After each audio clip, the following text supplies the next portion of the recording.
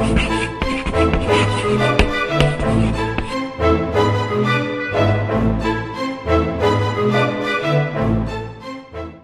can we turn to now the question of profit specifically? You've talked about value being a function of profit and the multiple, but let's just focus on the profit elements and want to look specifically at the elements of profit, so margin, productivity and leverage.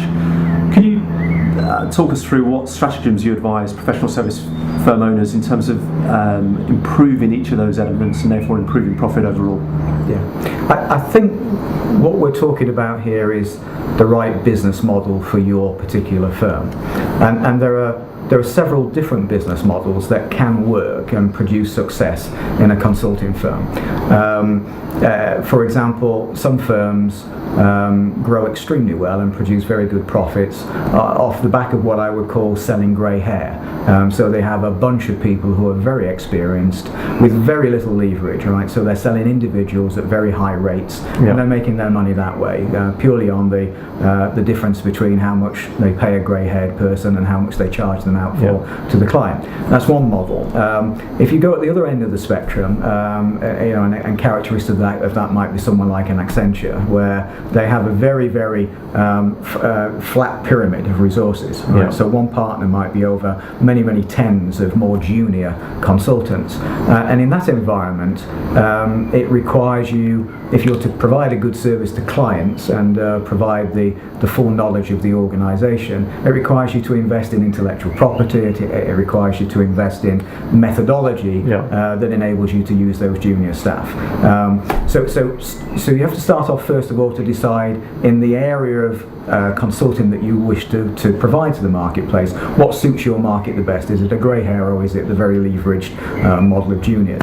If we go beyond that, then the factors that determine profit, and by the way, we would take as what good looks like, where at the level of EBIT or earnings before interest and tax, we would take a 20% performance, so 20% of sales as being a very good performance where EBIT was concerned. And if you can manage that year on year consistently as you grow the firm, then you'll get pretty much an optimum valuation when it comes to realise any value.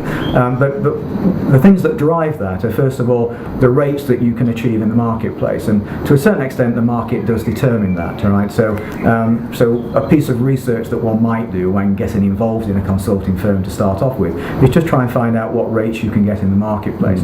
There'll be a range that might range from the very large firms who use their brand to command higher rates through to the mid-sized firms who may be working on slightly lesser rates. But understanding what that range is quite important to start off with, and pitching your prices maybe as a new entrant into the marketplace somewhere at the lower end of that range, so that you can use price competition a little bit in your proposition to clients. So price is quite important, and particularly where if you look at the implication of improving your price, your daily rate, or however you charge the market, because every £50 or £100 you add to that daily rate often drops right the way down through to profits.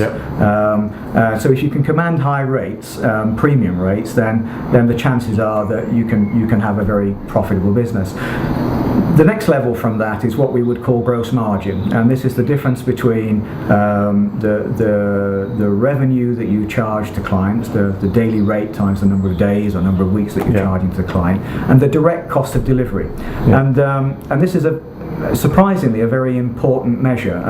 We find many buyers really focus in on the gross margin of the target acquisitions they're looking at. And for one main reason is that the difference between gross margin and net margin is something called overheads, and quite often they're looking to get to remove some of the overheads and use their own overheads, right? So a buyer worries less about the overheads in the business, but really obsesses on the gross margin.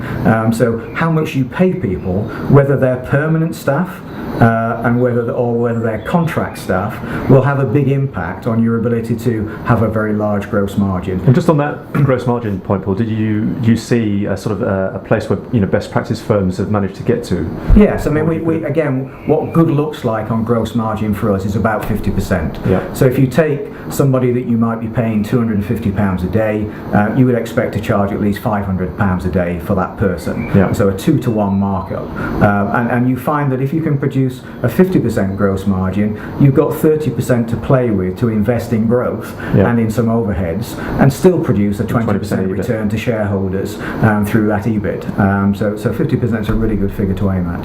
And I think that from the case study, that's largely where Moorhouse was, and I think you're absolutely you're in a you helped us set those targets in the early days. Absolutely good position. But this split between permanence and contract is actually a key element in that, because if you have someone on permanent staff, then clearly you've got to make sure that you fully utilise them.